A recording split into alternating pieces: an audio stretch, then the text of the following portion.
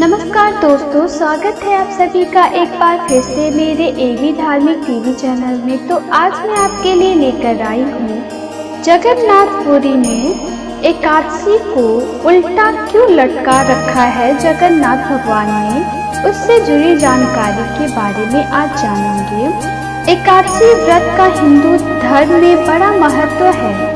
साल की सबसे बड़ी एकादशी निर्जला एकादशी होती है। एकादशी पर देवताओं के सम्मान में चावल खाने की मनाही होती है। आपने सुना होगा कि साल भर में आने वाली किसी भी एकादशी पर चावल खाने की मनाही होती है।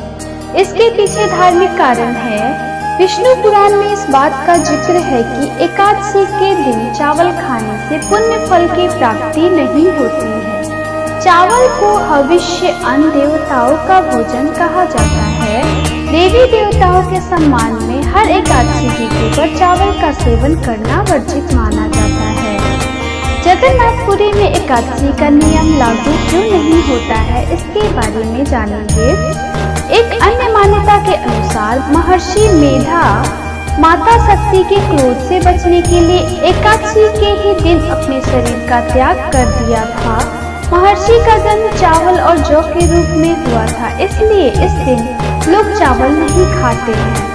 वैज्ञानिक दृष्टिकोण की बात करें तो चावल में जल तत्व की प्रधानता होती है।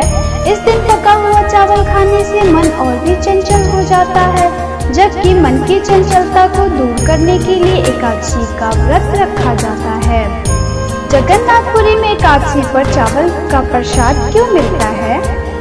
वैसे तो सभी मंदिरों और घरों में एकादशी के दिन चावल बनाना या खाना वर्जित माना जाता है। वहीं जगन्नाथपुरी में एकादशी के दिन चावल खाने की विशेष परंपरा है। पौराणिक कथा के अनुसार एक बार ब्रह्मदेव स्वयं जगन्नाथपुरी भगवान जगन्नाथ का महाप्रसाद खाने की इच्छा से पहुंचे, लेकिन तब तक महाप्रसाद समाप्त हो चुका था। एक पत्तल में चावल के थोड़े से दाने थे जिसे एक कुत्ता चाट कर खा रहा था।